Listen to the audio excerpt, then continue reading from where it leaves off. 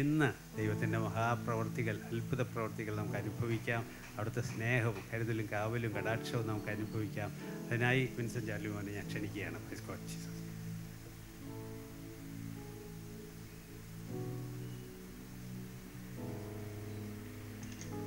ദൈവനാമം മഹത്വപ്പെടുമാറാകട്ടെ. അനുഗ്രഹിക്കപ്പെട്ട ഈ സന്ദർഭത്തിനായിട്ട് ഞാൻ ദൈവത്തെ സ്തുതിക്കുന്നു. ഈ സഭയെ കൂട്ടായ്മയുടെ 25 വർഷങ്ങൾ പിന്നിടുവാൻ തക്കവണ്ണം കർത്താവ് കൃപ ചെയ്തതിനായിട്ട് ഞാൻ ദൈവത്തെ സ്തുതിക്കുകയാണ്. പ്രത്യേകിച്ച് പ്രിയ മോഹൻ പാസ്റ്റർ, കുടുംബം, ഇവിടെയുള്ള സഭ, ഇവിടെ കടന്നു വന്നിരിക്കുന്ന ദേവദാസന്മാർ, പ്രിയപ്പെട്ട സഹോദരി സഹോദരന്മാർ, പാട്ടുപാടി നമ്മെ സഹായിക്കുന്ന നമ്മ കൊയർ ടീം, വചനം സംസാരിക്കാനായി എത്തിയിരിക്കുന്ന ദേവദാസൻ, എല്ലാവരോടുമുള്ള എൻ്റെ സ്നേഹവന്ദനം ഞാൻ ആദ്യമായിട്ട് അറിയിക്കട്ടെ. ഞാൻ ഈ കൂട്ടായ്മയിൽ ആദ്യമായിട്ട് വന്നത് ഇതിൻ്റെ 15ാമത്തെ വർഷത്തിലാണ്. 15ാം വാർഷിക സമ്മേളനം നടക്കുമ്പോഴാണ്, അതിലാണ് ഞാൻ ആദ്യമായിട്ട് ഇവിടെ വന്നത് ഞാൻ ഓർക്കുകയാണ്. അതിനുശേഷം പ്രിയ ദേവദാസനുമായിട്ടുള്ള ആ സ്നേഹബന്ധം വളരെയധികമാണ്. അദ്ദേഹം എപ്പോഴും വിളിക്കാറുണ്ട്, സംസാരിക്കാറുണ്ട്, ഇടയ്ക്കിടയ്ക്ക് മെസ്സേജുകൾ അയക്കാറുണ്ട്. അങ്ങനെ ദൈവത്തിൻ്റെ ദാസനിൽ നിന്ന് വളരെ അനുഗ്രഹങ്ങൾ പ്രാപിപ്പാൻ ദൈവം കഴിഞ്ഞ കാലങ്ങളിൽ കൃപ തന്നു. ഈ സഭയെ ദൈവം ഇത്രത്തോളം അനുഗ്രഹിച്ചതിനായിട്ട് സ്തോത്രം. കഴിഞ്ഞ 3 വർഷം ഞാൻ റിട്ടയർ ചെയ്തതിന് ശേഷം, ഞാൻ നാട്ടിൽ വന്നതിന് ശേഷമുള്ള 3 ഈ വാർഷിക മീറ്റിങ്ങുകളിലും പങ്കെടുക്കുവാൻ കർത്താവ് എനിക്ക് അവസരം തന്നു. ദേവദാസൻ അതിന് എനിക്കൊരു മുഖാന്തരം ഒരുക്കി തന്നു. ഇവിടെ വരുവാനും നിങ്ങളുമായി കാണുവാനും സംസാരിക്കുവാനും ചില കാര്യങ്ങൾ പങ്കുവെക്കുവാനും ദൈവം അവസരം തന്നു. പ്രിയപ്പെട്ട ദേവദാസൻ അതിന് മുഖാന്തരമായി എന്നതോർത്ത് ഞാൻ ദൈവത്തെ സ്തുതിക്കുകയാണ്. മുഖവരെയായിട്ട് കൂടുതൽ കാര്യങ്ങൾ പറയാൻ ഞാൻ ആഗ്രഹിക്കുന്നില്ല. പ്രത്യേകിച്ച് നമുക്ക് തുടർന്ന് അനുഗ്രഹിക്കപ്പെട്ട ദൈവിക സന്ദേശം കേൾക്കാൻ നാം ആഗ്രഹിക്കുകയാണ്. ആ ദൈവിക സന്ദേശം കേൾക്കുവാനുള്ള ആഗ്രഹത്തോടും വാഞ്ചയോടുമാണ് ഞാനും എത്തിയിരിക്കുന്നത്. അതുകൊണ്ട് ഞാൻ സമയം ദീർഘിപ്പിക്കുകയില്ല. പെട്ടെന്ന് തന്നെ ചില വാചകങ്ങൾ മാത്രം നിങ്ങളുടെ മുമ്പിൽ കൊണ്ടുവന്ന് എൻ്റെ വാക്കുകൾ അവസാനിപ്പിക്കാനാണ് ഞാൻ ആഗ്രഹിക്കുന്നത്. ഇന്നത്തെ നമ്മുടെ ചിന്തയ്ക്ക് വേണ്ടി ഒരു വാക്യം ഞാൻ നിങ്ങളുടെ ശ്രദ്ധയിലേക്ക് കൊണ്ടുവരാൻ ആഗ്രഹിക്കുകയാണ്. അപ്പോസ്തലനായ പൗലോസ് റോമർക്ക് എഴുതിയ ലേഖനത്തിൻ്റെ 8ാം അധ്യായത്തിൻ്റെ 1ഉം 2ഉം വാക്യങ്ങൾ.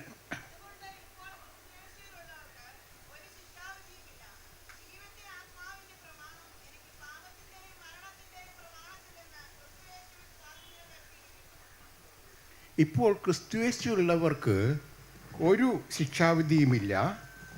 ജീവൻ്റെ ആത്മാവിൻ്റെ പ്രമാണം പാപത്തിൻ്റെയും മരണത്തിൻ്റെയും പ്രമാണത്തിൽ നിന്ന് എനിക്ക് സ്വാതന്ത്ര്യം വരുത്തിയിരിക്കുന്നു. നമുക്കൊരു വാക്ക് പ്രാർത്ഥിക്കാം. ഞങ്ങളെ സ്നേഹിക്കുന്ന മഹാദേവമേ, സ്വർഗീയ കർത്താവേ, അവിടുത്തെ മക്കളായ അടിയങ്ങൾക്ക് അങ്ങയുടെ പാദപീഠത്തിൽ വരുവാൻ അവിടെ തന്ന കൃപയ്ക്കായിട്ട് സ്തോത്രം.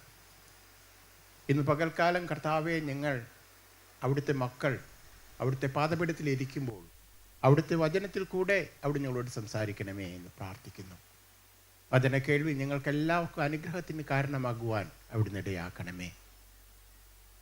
വചനം സംസാരിക്കാനുള്ള അടിയൻ്റെ അയോഗ്യതകളെല്ലാം ക്ഷമിച്ച് അവിടുത്തെ കൃപ കൊണ്ട് അവിടുന്ന് അടിയനെ നിറയ്ക്കുകയും പരിശുദ്ധാത്മാവിനാൽ ശക്തിപ്പെടുത്തുകയും ചെയ്ത് വചനം വേണ്ട വിധത്തിൽ സംസാരിപ്പാൻ അവിടുന്ന് കൃപ തരണമേ എന്ന് പ്രാർത്ഥിക്കുന്നു. സകലവും അവിടുത്തെ കരങ്ങളിലേക്ക് ഏൽപ്പിക്കുന്നു. യേശു നാം ചോദിക്കുന്നു, കൃപയോടെ കേൾക്കുമാറാകണമേ.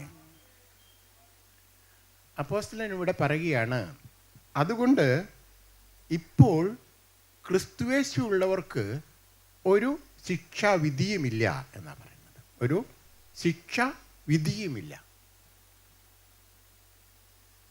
നമുക്ക് എപ്പോഴും കേൾക്കുന്ന ഒരു വാക്കാണ് ഒരു ശിക്ഷാവിധിയുമില്ല. ഇവിടെ അപ്പോസ്തലൻ ഉപയോഗിച്ചിരിക്കുന്ന പദപ്രയോഗം നിങ്ങൾ പ്രത്യേകം ശ്രദ്ധിക്കണം. ഒരു ശിക്ഷയുമില്ല എന്നല്ല, ഒരു ശിക്ഷാവിധിയുമില്ല എന്നാണ് അവിടെ പറഞ്ഞിരിക്കുക. എന്താ ശിക്ഷയും ശിക്ഷാവിധിയും തമ്മിലുള്ള വ്യത്യാസം എന്താണ്? ശിക്ഷ ഉണ്ടാകുന്നത് ശിക്ഷാവിധിയിൽ നിന്നാണ്.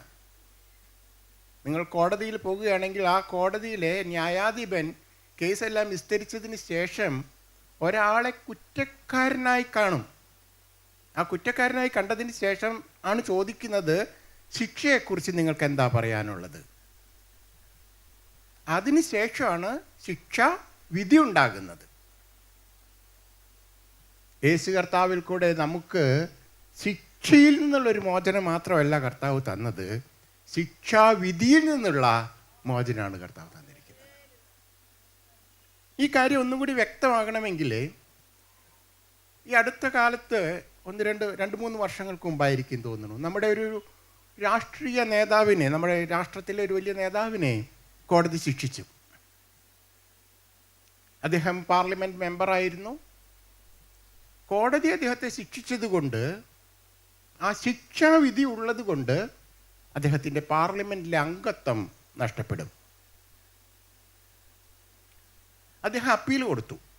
ജില്ലാ കോടതിയിലെ മജിസ്ട്രേറ്റ് കോടതിയാണ് ശിക്ഷിച്ചിരിക്കുന്നത്. അതിൻ്റെ മുകളിലെ കോടതിയായ ജില്ലാ കോടതിയിൽ അദ്ദേഹം അപ്പീൽ കൊടുത്തു. അപ്പീൽ കൊടുത്തിട്ട് പറഞ്ഞു, ഈ ശിക്ഷാ വിധി സ്റ്റേ ചെയ്യണം എന്ന് പറഞ്ഞു. അപ്പീൽ കോടതി ശിക്ഷാ വിധി സ്റ്റേ ചെയ്തില്ല, ശിക്ഷ സ്റ്റേ ചെയ്തു. ശിക്ഷ സ്റ്റേ ചെയ്തില്ലെങ്കിൽ അന്ന് തന്നെ അദ്ദേഹം ജയിലിൽ പോകേണ്ടതാണ്. പറഞ്ഞു, നിങ്ങൾ ജയിലിൽ പോകേണ്ട, അപ്പീൽ കേൾക്കുന്നത് വരെ നിങ്ങളുടെ ശിക്ഷ ഞാൻ നിർത്തിവെക്കാം, പക്ഷെ ശിക്ഷാവിധി അവിടെ നിൽക്കും. ആ ശിക്ഷാവിധി നിന്നതുകൊണ്ട് അദ്ദേഹത്തിൻ്റെ പാർലമെൻറ്റിലെ അംഗത്വം നഷ്ടപ്പെട്ടു. അദ്ദേഹം ഹൈക്കോടതിയിൽ പോയി. എന്തിനു വേണ്ടിയാ? ശിക്ഷ നിർത്താനല്ല, ശിക്ഷ നിർത്തിവെച്ചു, ശിക്ഷാവിധി നിർത്തിയിട്ടില്ല. അവിടെ ശിക്ഷാവിധി അവിടെ കിടപ്പാണ്. ഹൈക്കോടതി സമ്മതിച്ചില്ല. അവസാനം സുപ്രീം കോടതിയാണ് അദ്ദേഹത്തിൻ്റെ ശിക്ഷാവിധി സ്റ്റേ ചെയ്തത്. അപ്പോഴാണ് അദ്ദേഹത്തിനെ വീണ്ടും പാർലമെൻറ്റ് അംഗമായിട്ട് തുടരാൻ കഴിഞ്ഞത്. ഇത് ഞാൻ പറഞ്ഞത് എന്തിനു വേണ്ടി എന്ന് വെച്ചാൽ, യേശു കർത്താവിൽ കൂടെ നമുക്ക് കിട്ടിയിരിക്കുന്നത് ശിക്ഷയിൽ നിന്നുള്ളൊരു വിടുതൽ മാത്രമല്ല. ശിക്ഷയിൽ നിന്നുള്ള വിടുതൽ കിട്ടിയിട്ടുണ്ട്, പക്ഷേ ശിക്ഷാവിധി തന്നെ, അതിൽ നിന്ന് തന്നെ ഒരു വിടുതൽ ലഭിച്ചിരിക്കുക. ഇതിനെക്കുറിച്ച് അപ്പോസ്തലനായ പൗലോസ് തന്നെ റോമർക്ക് ലേഖനം എഴുതുമ്പോൾ പറയുന്ന ഒരു കാര്യമുണ്ട്. നീതീകരിക്കുന്നവൻ ദൈവം, ശിക്ഷ വിധിക്കുന്നവൻ ആർ? നീതീകരിക്കുന്നവൻ ദൈവം, ശിക്ഷ വിധിക്കുന്നവൻ ആരാണ് എന്നാണ്. അപ്പം അവിടെ ഒരു പടി കൂടെ മുന്നോട്ട് കടന്നു പോകുക. ഒരു കോടതി ഒരു കേസ് വിസ്തരിച്ചിട്ട് അയാളെ കുറ്റക്കാരനല്ല എന്ന് കാണുമ്പോൾ കോടതി നീതിമാനാണ് എന്ന് പറയുന്നില്ല. കോടതി എന്താ പറയുന്നത്? ഇയാൾക്കെതിരെ കുറ്റമൊന്നും തെളിയിക്കപ്പെട്ടില്ല എന്നാ പറയുന്നത്. അല്ലാതെ ഇയാൾ നീതിമാനാണ് എന്നൊരു വിധിയല്ല കോടതി കൊടുക്കുന്നത്.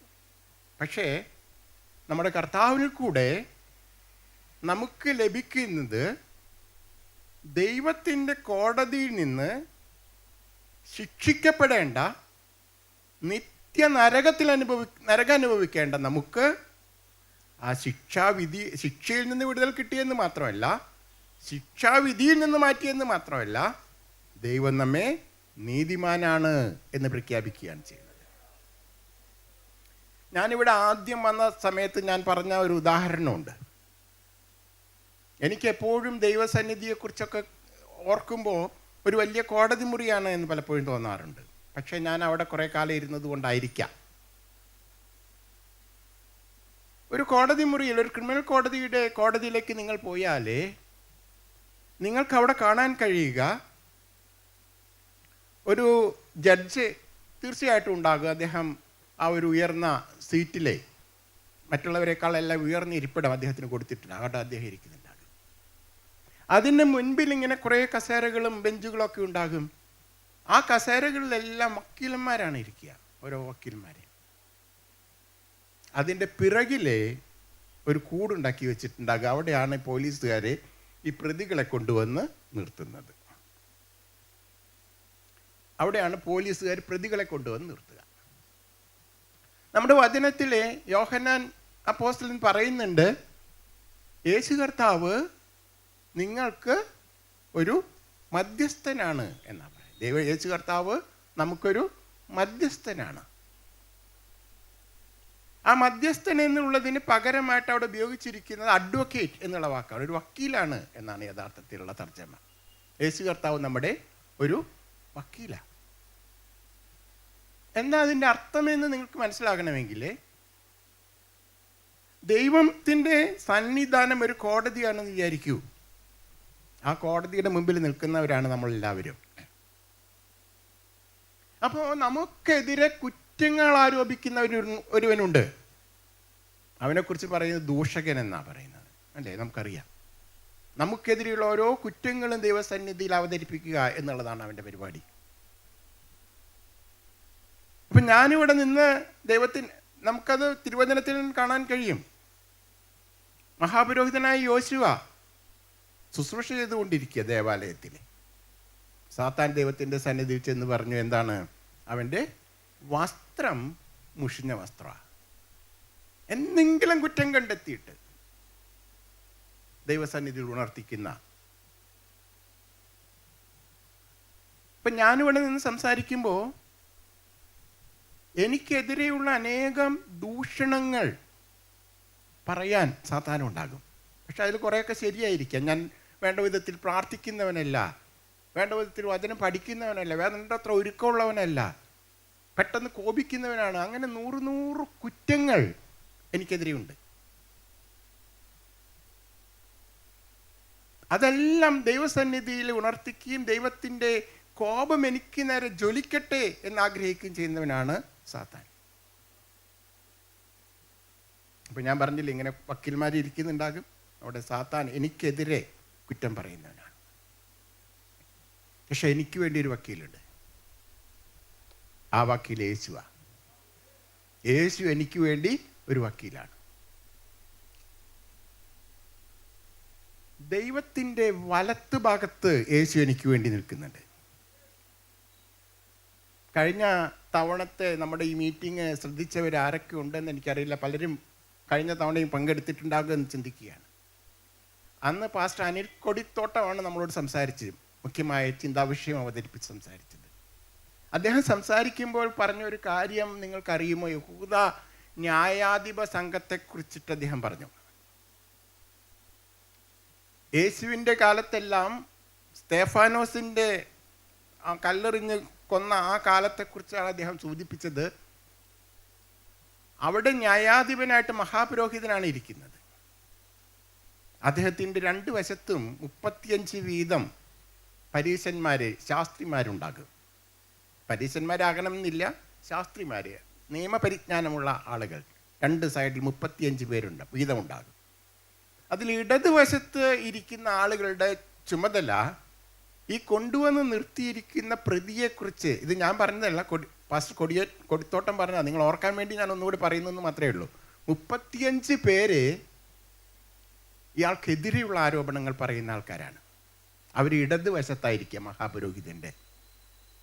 പക്ഷേ 35 പേര് വലതുവശത്തിരിക്കും. അവര് ഈ പ്രതിക്ക് കരുണ കിട്ടാൻ വേണ്ടി വാദിക്കുന്നവരാണ് 35 പേര്. അങ്ങനെ ആ 35 പേരുടെ വാദം കേട്ടതിന് ശേഷമാണ് മഹാപുരോഹിതൻ തീരുമാനിക്കുന്നത് എന്ത് ശിക്ഷയാണ് കൊടുക്കേണ്ടത് എന്ന്. യേശു കർത്താവ് എവിടെയായിരിക്കുന്നത്? നമുക്ക് വേണ്ടി മധ്യസ്ഥ ചെയ്തുകൊണ്ട് എവിടെയിരിക്കുന്നു? നമ്മൾ തിരുവചനത്തിൽ വായിക്കുന്നത് പിതാവിൻ്റെ വലത്ത് ഭാഗത്തിരിക്കുന്നു. പിതാവിൻ്റെ വലത്ത് ഭാഗത്തിരുന്ന് അവിടുന്ന് നമുക്ക് വേണ്ടി പക്ഷപാതം ചെയ്തുകൊണ്ടിരിക്കുക. നമുക്കെതിരെയുള്ള കുറ്റാരോപണങ്ങൾ ധാരാളമായി ദൈവസന്നിധിയിൽ എത്തുമ്പോൾ എനിക്ക് വേണ്ടി ഒരു വക്കീലുണ്ട്. ആ വക്കീൽ എഴുന്നേറ്റ് നിന്ന് വാദിക്കും, എനിക്ക് വേണ്ടി വാദിക്കും. നിങ്ങൾ കോടതിയിൽ ചെന്നാലേ, നമ്മുടെ മാനുഷികമായി കോടതിയിൽ ചെന്നാലേ, ഒരു വക്കീലിനെ നമ്മളൊരു കേസ് ഏൽപ്പിച്ച് കഴിഞ്ഞാൽ നമ്മളെല്ലാ കുരുത്തക്കേടും കാണിച്ചിട്ടായിരിക്കും വന്നിട്ടുണ്ടാകുക. പക്ഷേ ഈ വക്കീൽ പറയുക എന്തെന്നറിയോ? ഈ മനുഷ്യൻ യാതൊരു കുറ്റവും ചെയ്തിട്ടില്ല എന്നയാൾ പറയാം. ഇയാൾ യാതൊരു കുറ്റവും ചെയ്തിട്ടില്ല. ഈ പോലീസൊക്കെ പറയുന്നത് വെറുതെയാണ്. അപ്പോൾ ഓരോ തെളിവുകൾ കൊണ്ടുവരുമ്പോൾ ഈ തെളിവുകളെല്ലാം ഇല്ലാതെയാക്കാനാണ് വക്കീൽ നോക്കുക, പ്രതിയുടെ വക്കീൽ നോക്കുക. പ്രോസിക്യൂട്ടർ എന്ന് പറഞ്ഞിട്ട് ആളവിടെ ഉണ്ടാകും. അദ്ദേഹമാണ് ഈ തെളിവുകളെല്ലാം കൊണ്ടുവരുന്നത്, പ്രതിക്കെതിരെയുള്ള തെളിവുകളെല്ലാം. ആ തെളിവുകളെല്ലാം കൊണ്ടുവരുമ്പോൾ അതെല്ലാം റദ്ദാക്കാൻ, അതൊന്നും നിയമപ്രകാരം നിലനിൽക്കുന്നതല്ല എന്ന് തെളിയിക്കാനാണ് മറുവശത്തെ വക്കീൽ ശ്രമിക്കുക. അതുകൊണ്ട് വക്കീൽമാരെല്ലാവരും കള്ളം പറയുന്നവരാണ് എന്നൊരു ധാരണ, അങ്ങനെയല്ല, അങ്ങനെ ഒരു ധാരണ പൊതുവെ നമ്മുടെ സമൂഹത്തിലുള്ളത്. അങ്ങനെ തെളിയിക്കുമ്പോൾ അവർ പറയുന്നത് ഇയാൾ കുറ്റം ചെയ്തവൻ തന്നെ ആയിരിക്കും, പക്ഷെ ഇയാൾ കുറ്റം ചെയ്തിട്ടില്ല എന്നാണ് പറയാ, അതിനുള്ള തെളിവില്ല എന്നാ പറയാ. യേശു കർത്താവ് നമുക്ക് വേണ്ടി വക്കീലായിട്ട് ഇരിക്കുമ്പോൾ യേശു കർത്താവ് പറയാൻ പോകുന്നത് ഇയാൾ ആ തെറ്റ് ചെയ്തിട്ടില്ല എന്നല്ല, ഇയാൾക്കെതിരെ തെളിവില്ല എന്നുമല്ല. കാരണം യേശു കർത്താവിന് ഇത് പറയാൻ കഴിയില്ല. ഞാൻ തെറ്റ് ചെയ്തിട്ടുണ്ടെങ്കിൽ പറയും, കർത്താവേ, ദൈവത്തോട് പറയുന്നത് അത് തന്നെയാണ്, ഇവൻ തെറ്റ് ചെയ്തവൻ തന്നെയാണ്. പക്ഷേ യേശു കർത്താവിൻ്റെ വാദമുഖം അതല്ല. യേശു കർത്താവ് വാദിക്കുന്നത് എന്തെന്ന് വെച്ചാൽ, ഇവൻ തെറ്റ് ചെയ്തവനാണ്, പക്ഷെ ഇവനെ ശിക്ഷിക്കാൻ പറ്റില്ല. കാരണം ഇവന് പകരം ഞാൻ ആ ശിക്ഷ ഏറ്റെടുത്തതാണ്. ഇവന് ലഭിക്കേണ്ട ശിക്ഷയാണ് ഞാൻ ഏറ്റെടുത്ത ക്രൂശിൽ മരിച്ചത് എന്നതുകൊണ്ട് ഇവനെ ശിക്ഷിക്കാൻ കഴിയില്ല. അപ്പോഴാണ് ദൈവത്തിൻ്റെ കോടതിയിൽ നിന്നൊരു വിധി വരുന്നത്, ഇവൻ നീതിമാനാണ് എന്ന്. ഞാൻ ഇന്ന് ദൈവസന്നിധിയിൽ നീതിമാനായി നിൽക്കുന്നതിൻ്റെ കാരണം എന്താണ്? ഞാൻ ദൈവസന്നിധിയിൽ നീതിമാനായി നിൽക്കുന്നതിൻ്റെ കാരണം ഞാൻ കുറ്റം ചെയ്യാത്തത് കൊണ്ടല്ല. ഞാൻ എൻ്റെ ജീവിതത്തിൽ കുറ്റങ്ങൾ വന്നിട്ടുണ്ട്. ഞാൻ പാപം ചെയ്യാത്തവനായി ജനിച്ച കാലം മുതലേ ഒരു വിശുദ്ധനായി ജീവിച്ചത് കൊണ്ടല്ല. പക്ഷേ ദൈവം എന്നെ നീതിമാൻ എന്ന് പറയാൻ കാരണം, ആ വിധിന്യായത്തിൽ ദൈവം എന്നെ നീതിമാൻ എന്ന് വിധിക്കാൻ കാരണം, ശിക്ഷാവിധിയിൽ നിന്ന് എന്നെ ഒഴിവാക്കാൻ കാരണം, ശിക്ഷയിൽ നിന്ന് എന്നെ ഒഴിവാക്കാൻ കാരണം, എനിക്ക് വേണ്ടി യേശു ആ ശിക്ഷ വഹിച്ചു എന്നുള്ളത് കൊണ്ടാണ്. ഞാൻ നീതിമാനായതുകൊണ്ടല്ല, എൻ്റെ വക്കീലെ നീതിമാനായതുകൊണ്ടാണ്, എൻ്റെ വക്കീലെ ആ ശിക്ഷ ഏറ്റെടുത്തത് കൊണ്ടാണ് ഞാൻ നീതിമാനായി തീർന്നിരിക്കുന്നത്. പ്രിയമുള്ള ദൈവത്തിൻ്റെ മക്കളെ, പക്ഷേ ഞാൻ എൻ്റെ മുമ്പിലിരിക്കുന്ന എല്ലാവരും യേശു കർത്താവിലുള്ള വിശ്വാസത്തിൽ കൂടെ ദൈവസന്നിധിയിൽ നീതീകരണം പ്രാപിച്ചവരാണെന്ന് ഞാൻ ചിന്തിക്കുകയാണ്. ആരെങ്കിലും അത് പ്രാപിക്കാത്തതായിട്ടുണ്ടെങ്കിൽ ഇന്ന് അതിനുള്ള അവസരമാണ്. നിങ്ങൾ കോടതിയിലേക്ക് പോയിട്ട് ഒരു കേസിലെ പ്രതിയായി, വക്കീലേ, നിങ്ങൾ എനിക്ക് വേണ്ടി കോടതിയിൽ ഹാജരാകണം എന്ന് പറഞ്ഞാലേ ആ വക്കീൽ നമ്മളോട് പറയുന്നൊരു കാര്യമുണ്ട്. എന്താണെന്നറിയോ? നിങ്ങളൊരു വക്കാലത്ത് ഒപ്പിട്ട് തരണം. നിങ്ങളൊരു വക്കാലത്ത് എനിക്ക് ഒപ്പിട്ട് തരണം. എന്താ വക്കാലത്ത് എന്ന് പറഞ്ഞാൽ? ഒരു അധികാരപത്രമാണ്. എൻ്റെ എല്ലാ കാര്യങ്ങളും ചെയ്യാൻ ആ വക്കീലിനെ അധികാരപ്പെടുത്തുന്ന അധികാരപത്രം. ആ അധികാരപത്രം അയാൾക്കുണ്ട് എങ്കിൽ എനിക്ക് വേണ്ടി എന്തും അയാൾക്ക് അവിടെ കോടതിയിൽ പറയാം. ആ അധികാരപത്രം ഇല്ല എങ്കിൽ എനിക്ക് വേണ്ടി ഒരക്ഷരം മിണ്ടാൻ ആ വക്കീലിന് അധികാരമില്ല. യേശു കർത്താവ് പിതാവിൻ്റെ മുൻപിൽ നമുക്കൊരു വക്കീലായിട്ട് തീരണമെങ്കിൽ ഇതുപോലൊരു വക്കാലത്ത് നമ്മൾ കൊടുക്കണം. നമ്മുടെ വിശ്വാസത്തിൻ്റെ മുദ്ര വെച്ച ഒരു വക്കാലത്ത് യേശുവിന് നമ്മൾ കൊടുക്കണം. കർത്താവേ, നീ എൻ്റെ രക്ഷകനാണ്. കർത്താവേ, നീ എൻ്റെ ദൈവമാണ്. ഞാൻ നിന്നിൽ വിശ്വസിക്കുന്നു. ഞാൻ അങ്ങയിൽ ആശ്രയിക്കുന്നു. എൻ്റെ ബുദ്ധി കൊണ്ടോ എൻ്റെ നീതി പ്രവർത്തനങ്ങളോ ഒന്നും കൊണ്ടും എനിക്ക് രക്ഷപ്പെടാൻ കഴിയുകയില്ല. നിന്നിൽ ഞാൻ വിശ്വസിക്കുന്നു.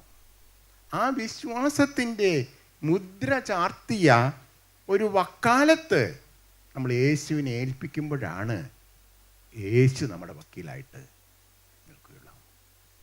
യേശു കർത്താവ് നമുക്ക് വേണ്ടി, ഈ ലോകത്തിലെ എനിക്ക് വേണ്ടി മാത്രമല്ല, നിങ്ങൾക്ക് വേണ്ടി മാത്രമല്ല, ഇവിടെ കൂടിയിരിക്കുന്ന ആളുകൾക്ക് വേണ്ടി മാത്രമല്ല, ഒരു സമൂഹത്തിന് വേണ്ടി മാത്രമല്ല, ലോകത്തിലെ സകലർക്കും വേണ്ടിയാണ് യേശു കർത്താവ് ക്രൂശിൽ മരിച്ചത്. സകലർക്കും വേണ്ടിയുള്ള ശിക്ഷയാണ് അവിടുന്ന് ഏറ്റെടുത്തത്. പക്ഷേ അതിൽ എനിക്കൊരു പങ്കാളിത്തം കിട്ടണമെങ്കിൽ ഞാൻ എൻ്റെ വിശ്വാസത്തിൻ്റെ മുദ്ര ചാർത്തി യേശു കർത്താവിനെ ഏൽപ്പിക്കണം. കർത്താവെ, ഞാൻ വിശ്വസിക്കുന്നു, നീയാണ് എൻ്റെ വക്കീലെ, നീയാണ് എൻ്റെ കർത്താവ്. അതിനായിട്ട് നമുക്ക് ഇന്ന് പകൽക്കാലം കഴിയുമോ എന്ന് ഞാൻ ചോദിക്കുകയാണ്.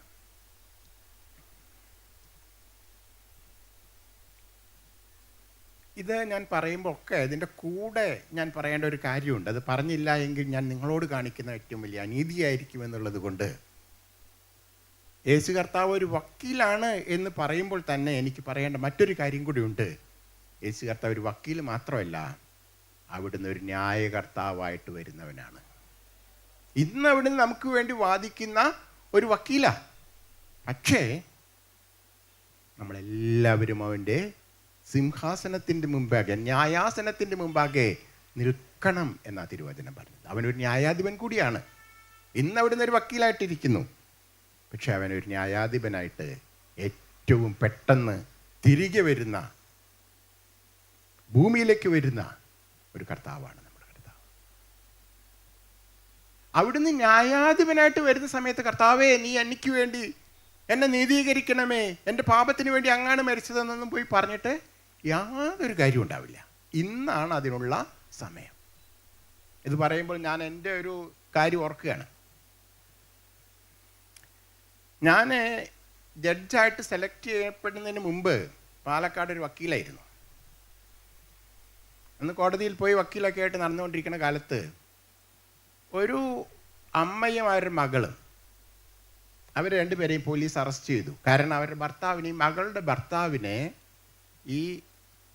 ഇവർ രണ്ടുപേരും കൂടി കൊന്നു എന്ന അവരുടെ പേരുള്ള കേസ്. അവരെ കോടതി ജയിലിലാണ് അവർ കിടക്കുന്നത്. അവർക്ക് ജാമ്യം എടുക്കാനൊന്നും ആരുമില്ല, സാമ്പത്തിക ശേഷിയില്ല, വക്കീലിനെ വെക്കാൻ പണമില്ല. അങ്ങനെയൊക്കെ ഇരിക്കുന്ന സമയത്ത് അങ്ങനെയുള്ള ആളുകൾക്ക് കേസ് നടത്താൻ വേണ്ടി കോടതിയിൽ നിന്ന് തന്നെ ഒരു വക്കീലിനെ വെച്ച് കൊടുക്കും. അവർക്ക് നടത്താനുള്ള ശേഷിയില്ലാത്ത ആൾക്കാർക്ക്, സാമ്പത്തിക ശേഷിയില്ലാത്ത ആൾക്കാർക്ക്. അങ്ങനെ ഈ രണ്ടുപേരുടെയും കേസ് നടത്താൻ കോടതി ഏൽപ്പിച്ചത് തന്നെയാണ് ആ കേസ് ഏൽപ്പിച്ചത്. ഞാൻ ആ കേസ് നടത്തി. അവർ രണ്ടുപേരെയും കോടതി വെറുതെ വിട്ടു. കുറ്റക്കാരല്ല എന്ന് കണ്ട് അവരെ വെറുതെ വിട്ടു. അവർക്ക് വലിയ സന്തോഷമായി. അവരെ ആ കേസെല്ലാം കഴിഞ്ഞ് അവർ വീട്ടിലേക്ക് പോകാനൊക്കെ റെഡിയായിട്ട് നിൽക്കുകയാണ്. കോടതി വിധി പറഞ്ഞ ദിവസം അവരെന്നോട് പറഞ്ഞു, സാറേ ഇങ്ങോട്ടൊന്ന് വരണം. അപ്പം ഞാൻ അവരുടെ കൂടെ പോയി. അവരെ വേറൊരു മനുഷ്യനെ അവർ കാണിച്ചു തന്നു. എന്നിട്ട് പറഞ്ഞു, സാറേ, ഈ മനുഷ്യന് നിങ്ങളെപ്പോലെ പണമില്ലാത്ത ഒരാളാണ്, ഒരു കള്ളക്കേസിൽ കുടുങ്ങി കോടതിയിൽ കിടക്കുക. അതുകൊണ്ട് അദ്ദേഹത്തിൻ്റെ കേസ് കൂടെ സാറ് നടത്തണം. നിങ്ങൾക്ക് സാറ് നല്ലൊരു വക്കീലായിരുന്നു, അപ്പോൾ ഇയാൾക്കൊരു നല്ല വക്കീലായിരിക്കും. പക്ഷെ ഞാൻ പറഞ്ഞു, എനിക്ക് ആ കേസ് എടുക്കാൻ എനിക്ക് കഴിയില്ല. കാരണം ഇന്നലെ വരെ ഞാനൊരു വക്കീലായിട്ട് പ്രാക്ടീസ് ചെയ്യാണ്. പക്ഷേ ഇപ്പോൾ ഹൈക്കോടതി എന്നെ ഒരു ജഡ്ജായിട്ട് തിരഞ്ഞെടുത്തു. അതിൻ്റെ പരിശീലനത്തിനായിട്ട്, ട്രെയിനിങ്ങിനായിട്ട് ഞാൻ അടുത്ത ആഴ്ച പോകുക. ഈ ഒരാഴ്ച കൂടി മാത്രമേ ഞാൻ വക്കീലായിട്ട് കൂടി ഉള്ളൂ. അത് കഴിഞ്ഞാൽ ഞാൻ ഹൈക്കോടതിയിൽ പോയി ജഡ്ജിൻ്റെ ട്രെയിനിങ്ങിന് ചേരാൻ പോകുക. അതുകൊണ്ട് എനിക്ക് ഈ കേസ് എടുക്കാൻ പറ്റില്ല. അതുകൊണ്ട് അയാൾക്ക് വലിയ നഷ്ടമൊന്നും ഉണ്ടായിട്ടില്ല. കാരണം എന്നേക്കാൾ മിടുക്കന്മാരായ ധാരാളം വക്കീലന്മാർ പാലക്കാട് ബാറിലുണ്ടായിരുന്നു. അതുകൊണ്ട് അദ്ദേഹം രക്ഷപ്പെടും. ഞാനിത് പറഞ്ഞത് എൻ്റെ ഒരു മഹത്വം പറയാനൊന്നുമല്ല. ഇന്ന് യേശു കർത്താവ് നമുക്കൊരു വക്കീലായിട്ട് വാദിച്ചുകൊണ്ടിരിക്കുക പിതാവിൻ്റെ സന്നിധി. പക്ഷെ കാഹളം മുഴങ്ങുന്നൊരു ദിവസമുണ്ട്. അന്ന് അവിടുന്ന് ഒരു വക്കീലായിട്ടല്ല വരുന്നത്, ഒരു ന്യായാധിപനായിട്ടാണ് വരുന്നത്. ഒരു ന്യായാധിപനായിട്ടാണ് അവിടുന്ന് ഈ ഭൂമിയിലേക്ക് വരിക. അന്ന് ആ ന്യായാധിപൻ്റെ മുമ്പിൽ നാം നിൽക്കണം. കർത്താവേ, നീ ഒരു വക്കീലാണല്ലോ, എനിക്ക് വേണ്ടി അന്ന് വാദിക്കണേ. പിതാവിനോട് അങ്ങ് പറയണമേ, ശിക്ഷാവിധിയിൽ നിന്ന് എന്നെ ഒന്ന് മോചിപ്പിക്കണമേ. ശിക്ഷാവിധിയിൽ നിന്ന് മോചിപ്പിച്ചില്ലെങ്കിൽ ശിക്ഷയിൽ നിന്നെങ്കിലും ഒന്ന് മോചിക്കണേ എന്നൊന്നും പറഞ്ഞിട്ട് കാര്യം ഉണ്ടാകില്ല. ഇന്നുമാണ് നിങ്ങൾക്ക് അതിനുള്ള അവസരം. നാളത്തെ ദിവസം നമുക്കുള്ളതാണോ എന്നറിയില്ല. ഇന്ന് നമ്മൾ തീരുമാനിക്കുന്നുവെങ്കിൽ യേശു കർത്താവ് നിങ്ങളുടെ വക്കീലായിരിക്കും. ഞാൻ ആ നല്ല വക്കീലിനെ എൻ്റെ ചെറുപ്രായത്തിൽ എനിക്ക് കാണാൻ ദൈവം ഭാഗ്യം തന്നു. ഞാനൊരു ബാലനായിരിക്കുമ്പോൾ തന്നെ ആ നല്ല വക്കീലിനെ കണ്ടെത്താൻ ദൈവം എനിക്ക് അവസരം തന്നു. ഞാൻ ദൈവത്തെ സ്തുതിക്കുകയാണ്. അവിടുന്ന് എനിക്ക് നല്ലവനായിരുന്നു, അവിടുന്ന് എനിക്ക് വല്ലഭനായിരുന്നു. പാപത്തിൽ ഞാൻ വീണപ്പോൾ അതിൽ നിന്ന് എനിക്ക് ശിക്ഷാവിധിയിൽ നിന്ന് എന്നെ വിടുവിച്ച് നീതിമാൻ എന്ന പേരെനിക്ക് നൽകാൻ അവിടുന്ന് വിശ്വസ്തനായിരുന്നു. ഞാൻ കഷ്ടങ്ങളിൽ കൂടെ കടന്നുപോയ സന്ദർഭങ്ങളിൽ അവിടുന്ന് നല്ലവനായിരുന്നു. ദുഃഖങ്ങളിൽ കൂടെ ഞാൻ പോകുന്ന സമയത്ത് അവിടെ എൻ്റെ കൂടെ ഉണ്ടായിരുന്നു. ജീവിതത്തിൽ ഇനി എങ്ങനെയാണ് ഈ നാട്ടിൽ പാർക്കാൻ കഴിയുക എന്ന് ചിന്തിച്ച സന്ദർഭം എൻ്റെ നാട്ടിൽ എനിക്കുണ്ടായിട്ടുണ്ടായിരുന്നു. അന്നും എൻ്റെ കർത്താവ് എനിക്ക് നല്ലവനായിരുന്നു. എൻ്റെ ജീവിതത്തിൻ്റെ എല്ലാ നാളുകളിലും എൻ്റെ കർത്താവ് എനിക്ക് വല്ലഭനായിരുന്നു, നല്ലവനായിരുന്നു. അവൻ എനിക്കൊരു നല്ല വക്കീലായിരുന്നു. പ്രിയമുള്ളവരെ, അവൻ നിങ്ങൾക്കും നല്ല വക്കീലായിരിക്കും. ഞാൻ ഇന്ന് എനിക്ക് ചെയ്യാനുള്ളത് എൻ്റെ ആ രണ്ട് കക്ഷികൾ, പഴയ കാലത്തെ രണ്ട് കക്ഷികൾ ചെയ്ത ഒരു കാര്യം മാത്രം ഞാൻ ഇന്ന് ചെയ്യാൻ എനിക്ക് കഴിയൂ. അതെന്താണ്? അവരൊരു നല്ല വക്കീലിനെ കണ്ടു. അവരൊരു നല്ല വക്കീലിനെ കണ്ടു. ആ നല്ല വക്കീലിനെ അവർ കണ്ടപ്പോൾ തൊട്ടടുത്ത് ഇതേ ദുഃഖത്തിലിരിക്കുന്ന ഒരാളെ കണ്ടിട്ട് അവർ പറയാണ്, ഞങ്ങളൊരു നല്ല വക്കീലിനെ കണ്ടു, ആ വക്കീൽ നിങ്ങൾക്കും നല്ലവനായിരിക്കും, ആ വക്കീൽ നിങ്ങൾക്കും നല്ലവനായിരിക്കും. ഞാനും ഇന്ന് പറയുന്നത് തന്നെയാണ്. എൻ്റെ അനുഭവത്തിൽ നിന്ന് ഞാൻ പറയട്ടെ, ഞാൻ നല്ലൊരു വക്കീലിനെ കണ്ടെത്തി. ആ വക്കീലെ നിങ്ങൾക്കും നല്ലവനായിരിക്കും, ആ വക്കീൽ നിങ്ങൾക്കും നല്ലവനായിരിക്കും. അതിന് രണ്ടാം വാക്യത്തെക്കുറിച്ച് കൂടെ സംസാരിക്കണമെന്ന് ഞാൻ ആഗ്രഹിച്ചതാണ്. പക്ഷെ സമയം എൻ്റെ മുമ്പിൽ ഇല്ല. ഒരു 10-20-25 മിനിറ്റ് ഞാൻ സംസാരിച്ച് കഴിഞ്ഞു. അതുകൊണ്ട് ഞാൻ കൂടുതൽ ദീർഘിപ്പിക്കാൻ ആഗ്രഹിക്കുന്നില്ല. നിങ്ങൾക്ക് ദൈവം ഒരു നല്ല വക്കീലിനെ നിങ്ങൾക്കായിട്ട് ഒരുക്കിയിരിക്കുന്നു.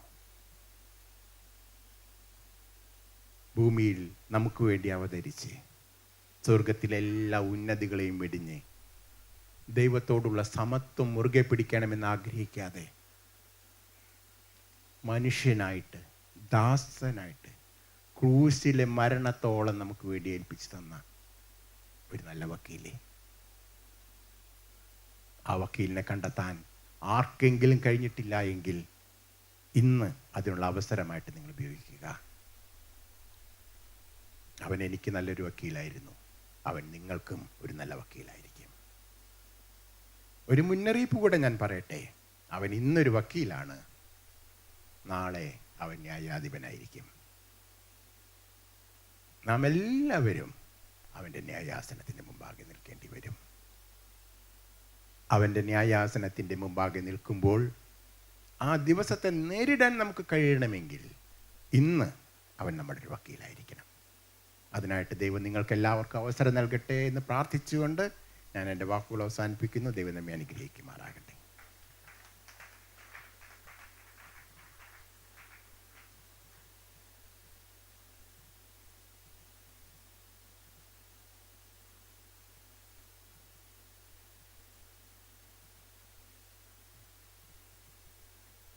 Hallelujah, glory to the Lord.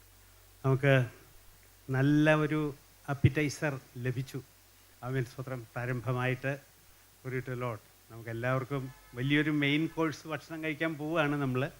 അവൻ സ്വത്രം അതിനു മുമ്പായിട്ട് അവൻ സ്വത്രം കഴിച്ചിരിക്കേണ്ടതായിട്ട് ഉള്ള ഒരു നല്ല അപ്പിറ്റൈസർ ദൈവമായി കർത്താവ് പ്രാരംഭമായിട്ട് വളരെ ഹൃദയസ്പർശിയായ നമുക്ക് ഏറ്റെടുക്കേണ്ടതും അവൻ സ്വത്രം ഹല്ലേലൂയ വളരെ സവിസ്തരം ഭംഗിയായിട്ട് നമുക്ക് വെളിപ്പെടുത്തി തന്ന അവൻ കർത്താവിൻ്റെ ദാസനെ ഓർത്ത്, അവൻ എൻ്റെ മോനെ ഓർത്ത് അവൻ സ്വതന്ത്രം ഹല്ലേലൂയ നമുക്ക് കരങ്ങൾ ഉയർത്തി ദൈവത്തിന് മഹത്വം കരയേറ്റാം.